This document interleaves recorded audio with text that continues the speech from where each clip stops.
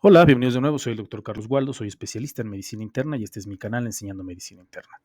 El día de hoy toca subir un video acerca de actualidades en la medicina, donde reviso algún artículo de interés, en donde hago un resumen lo mejor que sea posible y les presento a ustedes los resultados, dejándoles las conclusiones a su mejor consideración. El día de hoy me encontré con un artículo acerca de los SGLT2 y hay muchos artículos hoy en día que se están saliendo acerca de estos nuevos fármacos con muchos beneficios, tanto cardiovasculares, renales e inclusive en la mortalidad.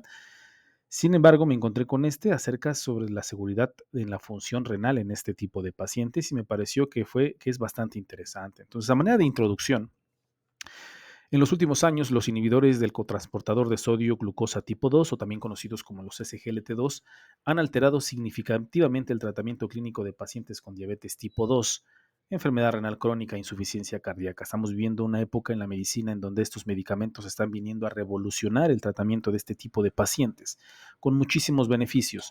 Hay diversos estudios que ustedes pueden encontrar en la literatura médica en donde nos hablan sobre todos esos beneficios, tanto cardiovasculares, renales, mortalidad y demás. Como ya conocemos, o si no lo conocen, se los recuerdo, la principal acción farmacológica de estos medicamentos implica la inhibición de la reabsorción de sodio y glucosa en las células del túbulo proximal del riñón. Esto va a conducir finalmente a una glucosuria, natriuresis y reducción de la presión intraglomerular. Estas situaciones o estas cuestiones en la función de los SGLT2 pues puede ir acompañado por estos mismos mecanismos por una disminución inicial aguda de la tasa de filtrado glomerular estimada.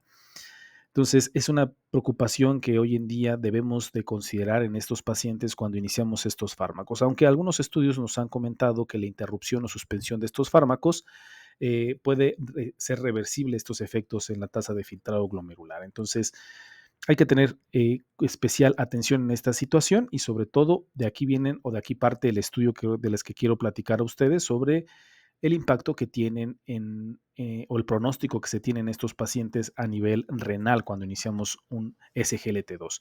Existen estudios ya bien establecidos en donde si nosotros hacemos un ajuste intensivo en los pacientes con hipertensión y daño renal preestablecido, podemos llegar a provocar complicaciones o un pronóstico adverso en estos pacientes. Uno de estos artículos es el que le estoy poniendo en la diapositiva. En este artículo en específico se analizaron datos de 4 estudios muy importantes, sacaron ahí datos y pacientes y se hicieron 2 grupos, un grupo de intervención en donde se daba un tratamiento intensivo para la presión o antihipertensivo y un grupo con tratamiento estándar. En este estudio se observó que una disminución de la tasa de filtrado glomerular igual o por arriba del 15% tenía efectos adversos. Sobre todo, tenían prácticamente el doble de posibilidades de desarrollar enfermedad renal crónica, independientemente si tenían un tratamiento intensivo o un tratamiento estándar. Si hay una disminución por arriba o igual al 15% de la tasa de filtrado glomerular, puede haber efectos secundarios adversos, sobre todo a nivel renal. Este artículo ya tengo un video en mi canal que ya analizo los datos, los resultados y doy mi opinión personal al respecto. Si no lo han visto, por favor, véanlo. Les vuelvo a repetir, está ahí en mi canal. Pero pues ustedes me dirán, pues, ¿qué tiene que ver el tratamiento intensivo para la presión si los SGLT2 no son antihipertensivos? Sí, los SGLT2 no se dan propiamente dicho para los pacientes con hipertensión o como su efecto antihipertensivo. Sin embargo, tenemos que estar conscientes de que este puede llegar a ser un efecto pues secundario de los medicamentos y que pueden reducir la presión arterial. Y como están siendo tan populares y su utilización cada vez va en un aumento, me parece que es importante comprender la interacción de sus efectos como uno de ellos, el efecto para bajar la presión arterial, entre sus efectos a corto y largo plazo, ¿no? Entonces, para tratar de resolver este problema, los autores del artículo que les voy a presentar ahorita en unos minutos más sacan los datos o hacen un análisis secundario de este estudio. Este estudio es un estudio de Liver que es publicado anteriormente en el New England Journal of Medicine en el 2022 y nos habla sobre la dapaglifosina en pacientes con insuficiencia cardíaca con fracción de eyección preservada y ligeramente disminuida. De ahí sacan los datos los autores del artículo que les estoy presentando. Este es el artículo del cual les quiero hablar. Es un artículo que se publicó en JAMA Cardiology en el 2023, en noviembre del 2023, y se denominó disminución de la tasa de filtrado glomerular estimada después de la dapaglifosina en la insuficiencia cardíaca con fracción de eyección levemente reducida o preservada. Es un análisis secundario preespecificado del ensayo clínico aleatorizado de Liver. Entonces, Kausland y colaboradores utilizaron pues, estos datos de este estudio, este estudio fue un estudio multicéntrico internacional en pacientes con fracción de eyección mayor del 40% y tasa de filtrado glomerular igual o mayor a 25 mililitros minuto. El estudio inicial, bueno, el estudio original, el de Liver, se llevó a cabo de agosto del 2018 a marzo del 2022 y este análisis secundario se llevó a cabo de febrero a octubre del 2023. Vamos a ver cuáles fueron las intervenciones y los objetivos del estudio. Entonces, de los datos que se obtuvieron, se aleatorizaron a los pacientes en dos grupos, el de intervención y el control. La intervención dapaglifosina 10 miligramos al día y el grupo control placebo. El objetivo principal en este análisis preespecificado se comparó la frecuencia de una disminución inicial de la tasa de filtrado glomerular del inicio a un mes entre la dapaglifosina y placebo. Y se realizaron algunos otros análisis secundarios que se ajustaron por modelo de Cox para la tasa de filtrado glomerular inicial y los factores pronósticos establecidos para estimar la asociación de una disminución inicial de tasa de filtrado glomerular con resultados cardiovasculares. Es decir, qué tanto tenían efectos cardiovasculares esta disminución de la tasa de filtrado glomerular y que estos resultados combinados eran muerte cardiovascular o evento de insuficiencia cardíaca. ¿Y cuáles eran los efectos a nivel renal? Disminución del 50% de la tasa de filtrado glomerular, tasa de filtrado glomerular por debajo de 15 o diálisis o muerte por causas renales. Eran resultados combinados de efectos renales adversos. Y se analizaron al mes de haber iniciado el estudio. ¿Okay? Entonces, ¿cuáles fueron los resultados del estudio? Se observó una disminución de la tasa de filtrado glomerular estimada de más del 10% al mes en el 40% de los receptores de dapaglifosina. Ese es un número bastante importante. Casi la mitad de los pacientes que recibieron dapaglifosina tuvieron disminución por arriba del 10% de la tasa de filtrado glomerular, es decir, 1.144 pacientes de 2.892, frente a 737 de 2.896, es decir, el 25% del grupo control, es decir, el grupo que tuvo placebo. Esto nos da una odds ratio de 1.9 con un intervalo de confianza de 1.7 a 2.1 con una P significativa de menos 0.001. Entonces, sí es un número bastante importante de pacientes que van a tener una disminución de la tasa de filtrado glomerular una vez que iniciemos los SGLT2 en específico o en este estudio, la dapaglifosina. Sin embargo, este es un punto bastante importante en los resultados que obtuvieron los autores. Si bien hubo una reducción de más del 10% de la tasa filtrado glomerular, en comparación de aquellos que tuvieron disminución menor o que no tuvieron nada de disminución, estos pacientes que tuvieron más del 10% no tuvieron más probabilidades de tener resultados cardiovasculares o renales adversos durante al menos 2 años de seguimiento. Más allá de 2 años, pues no se sabe, pero por lo menos a 2 años no hubo efectos cardiovasculares o renales adversos por esta disminución de la tasa de filtrado glomerular.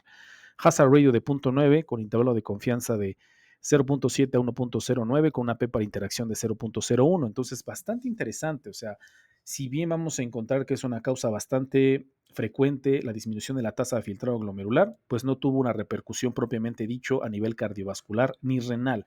Y esto no fue lo mismo, por ejemplo, en el grupo placebo. En el grupo placebo, aquellos que tenían una disminución por arriba del 10% de la tasa de filtrado glomerular, sí se encontraron más posibilidades de efectos adversos cardiovasculares como renales, con una odds ratio hazard ratio de 1.33 con intervalo de confianza de 1.1 a 1.62. Y esto es bastante, bastante interesante. Entonces, se hicieron otro análisis acerca de la disminución por arriba del 25% que se observó en el grupo de dapaglifosina en el 9% de los pacientes, que eran aproximadamente un poquito más de 200 pacientes, y no se asoció con un riesgo excesivo tampoco de efectos cardiovasculares. Sin embargo, sí hay que tomar en cuenta que el poder para evaluar este pequeño subgrupo es muy limitado. Entonces, habrá que tomar con reserva los resultados de aquellos pacientes que obtuvieron una disminución de la tasa de filtrado glomerular por arriba del 25%, pero por lo menos aquellos que tuvieron por arriba del 10% y por debajo del 25% no tenían unos efectos adversos cardiovasculares o renales a por lo menos a 2 años. Y esta es la tabla que nos habla sobre los efectos combinados renales, los efectos adversos combinados renales, donde también podemos observar que no hubo no se presentaron en los pacientes que tenían una tasa de filtrado glomerular por arriba del 10% en el grupo de dapaglifosina. Entonces, ¿qué nos dicen los autores con estos resultados en su estudio? Se los leo de una manera textual. Entre los pacientes con insuficiencia cardíaca con fracción de eyección ligeramente reducida o en aquellos pacientes con insuficiencia cardíaca con fracción de eyección preservado tratados con dapaglifosina, una disminución inicial de la tasa de filtrado glomerular estimada fue frecuente, pero no se asoció con un riesgo posterior de eventos cardiovasculares o renales.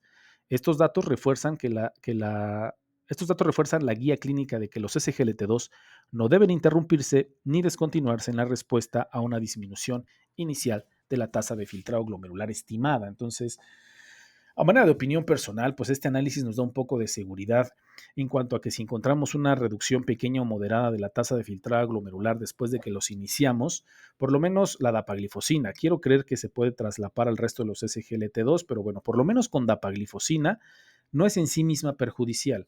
Habrá que tomar con reserva los resultados de la tasa de filtrado glomerular.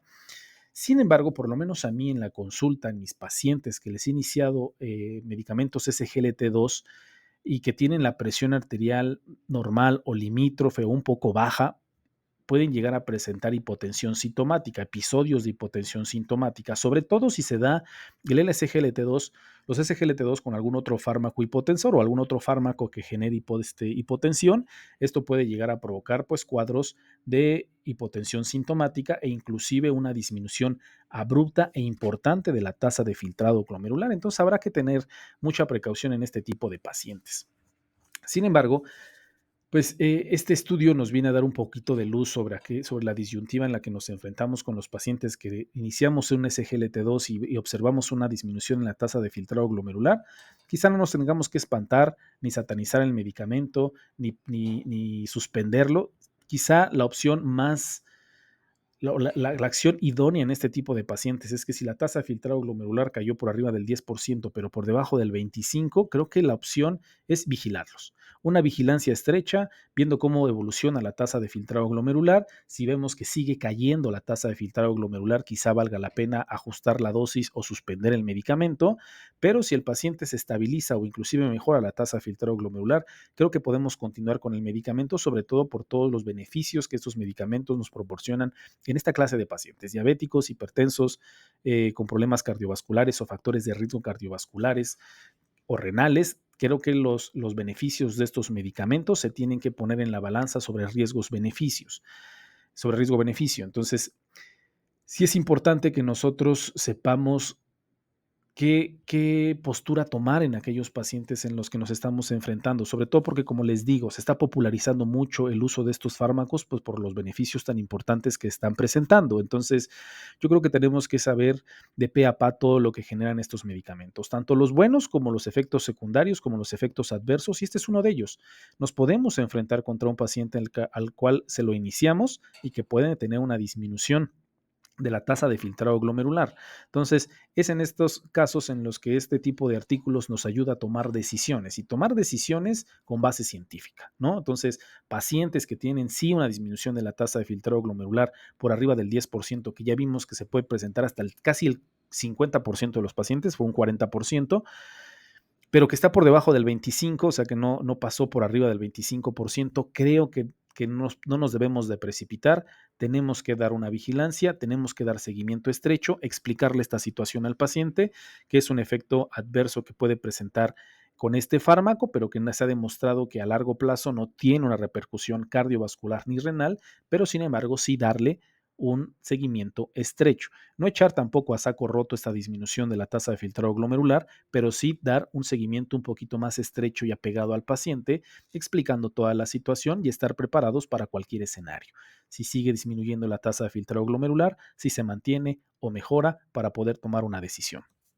Y pues nada, eso sería todo. Me pareció bastante interesante. Sobre todo me gustan este tipo de artículos que mejoran un poquito esas preguntas o esas interrogantes que podemos llegar a presentar con nuestros pacientes que tenemos en la consulta, porque como médicos internistas y quizá los médicos de primer nivel, pues la opción que nosotros tenemos o nuestro principal objetivo es que aquellos pacientes que tienen factores de riesgo para desarrollar enfermedad renal crónica, tener todas las herramientas a nuestra mano para tratar de evitar que el paciente llegue a las instancias de una enfermedad crónica terminal o una enfermedad renal crónica avanzada. Yo creo que ese es uno de los principales objetivos que nosotros como internistas o médicos de atención primaria debemos de tener, prevenir que el paciente desarrolle una enfermedad renal terminal. Y pues nada, creo que eso es todo. Que tengan un bonito día y una excelente, excelente semana.